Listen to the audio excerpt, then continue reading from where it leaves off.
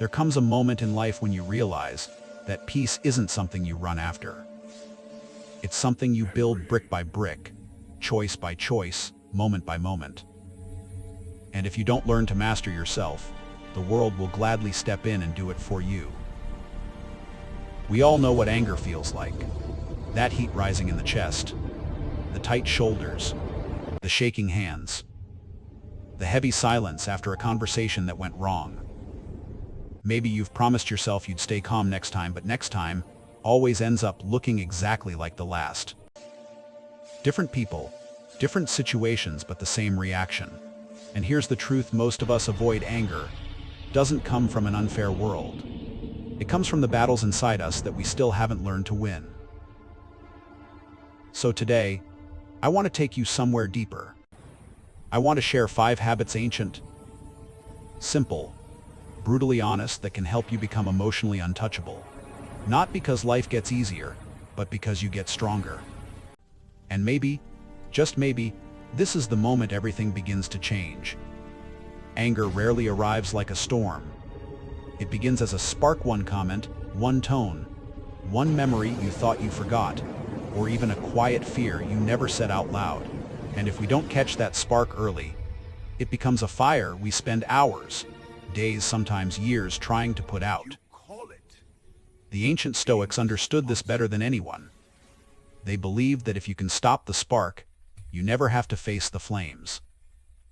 Marcus Aurelius said, "You have power over your mind, not outside events." Think about that. We can't control traffic, rude people, disappointments, or misunderstandings. But we can control the story we tell ourselves about what just happened. That's why the pause matters. One breath, 1 second, one tiny moment of awareness that separates wisdom from impulse. Most people think strength is loud raised voices, quick reactions, fast comebacks. But real strength is the ability to stay still when everything inside you wants to explode. So ask yourself, what would change in your life if you simply paused before you burned? One of the biggest reasons we get angry is simple. We expect too much from people. We expect honesty from those who are still learning how to tell the truth. We expect loyalty from people carrying wounds we can't see. We expect consistency from hearts that are still trying to figure out who they are. And when they fail us, we feel betrayed, as if the world broke some personal promise it never actually made. Seneca once said it's ridiculous to be surprised by anything that happens in life. And he was right. People lie, people leave, people change their minds, not always because they want to hurt us, but because they're human. Because they're fighting battles we may never know. But here's the surprising part: when you start expecting imperfection, something inside you softens. You stop taking everything so personally. You stop making other people responsible for your peace. And slowly, you break free from the emotional dependency that once controlled you. So ask yourself, what would your life feel like if you allowed people to be human, without letting their chaos steal your calm? There are moments in life when someone hurts you so deeply that your first instinct is to react, to defend yourself, to say something sharp enough to burn the whole bridge down. And in that moment, it feels justified, because pain convinces you that action equals protection. But Epictetus reminds us of something uncomfortable. If someone manages to provoke you, your mind is participating in the provocation. In other words, the outside world may push the button, but you're the one who decides what happens next. That's why reacting while you're still bleeding is dangerous. When you speak from pain, pain becomes your personality. Your past takes over your present. You stop choosing who you want to be and start becoming whatever the moment pulls out of you. There's a simple rule that can save you from a lifetime of regrets: never speak when your emotions are louder than your mind. Let the moment breathe. Let the storm pass. Clarity always returns. And here's the truth: calm decisions age beautifully. Angry ones follow you for years. So ask yourself, what would your life look like if you stopped letting pain write your responses. So much of our emotional turmoil comes from one thing: we don't have a place inside ourselves to retreat to. When life gets loud, when people disappoint us, when stress hits from every angle, we crumble because we've never built a home within our own mind. The Stoics believed in creating an inner fortress, a space no one else can enter, a place where your peace isn't up for negotiation. And that fortress isn't built overnight.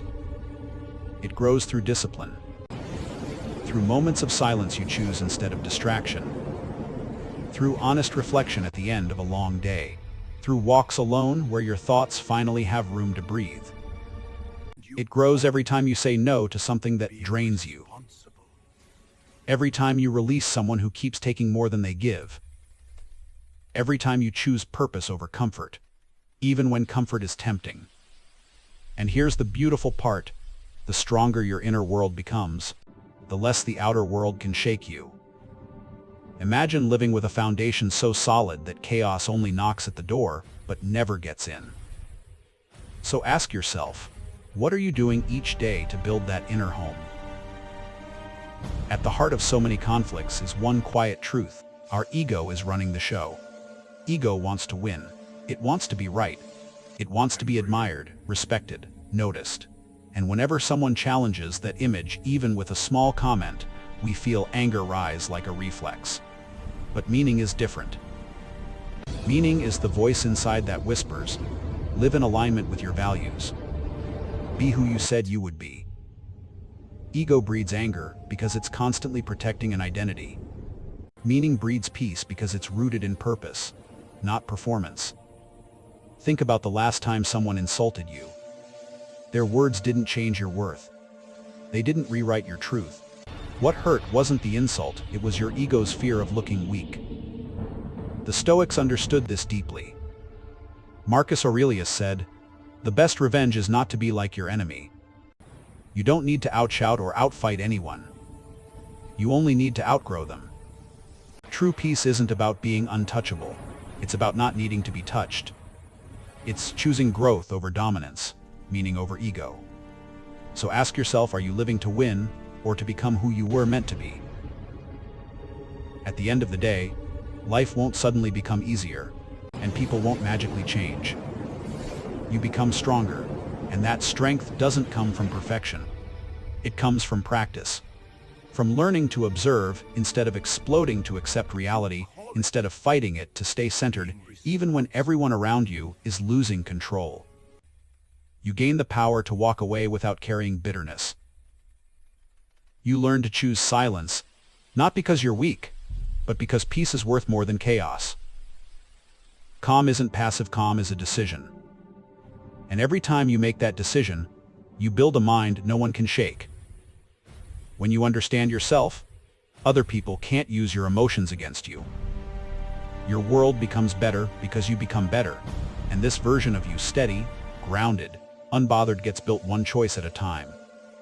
So remember, you're not here to win arguments, you're here to win yourself. Let anger pass. Let people be who they are. And above all, protect your peace. If this message resonates, I invite you to subscribe and continue this journey with me.